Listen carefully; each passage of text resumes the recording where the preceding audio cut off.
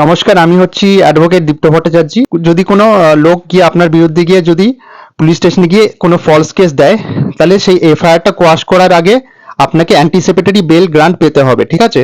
তো প্রথমে আপনার লয়ারের সাথে কথা বলে অ্যান্টিসিপেটরি বেলটা দিতে হবে।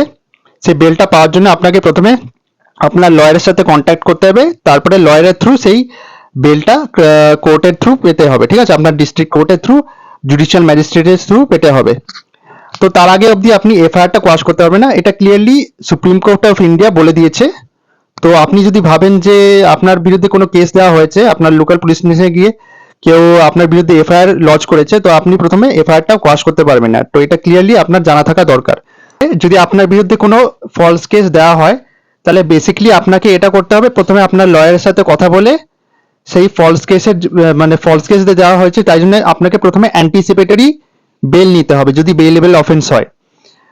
তার আগে অ্যান্টিসিপেটরি বেল গ্রান্ট পাওয়ার আগের থেকে আপনি এফআইআর কোয়াশ করতে পারবেন না। আপনার বিরুদ্ধে যদি আপনার লোকাল পুলিশ স্টেশনে এফআইআর লজ করা হয়, একটা ফলস কেস দেওয়া হয়, তাহলে আপনি ওই এফআইআরটা আগে কোয়াশ করতে পারবেন না অ্যান্টিসিপেটরি বেল গ্রান্ট পাওয়ার আগে।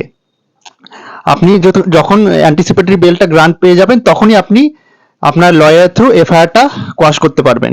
এটা সুপ্রিম কোর্ট বলে দিয়েছে।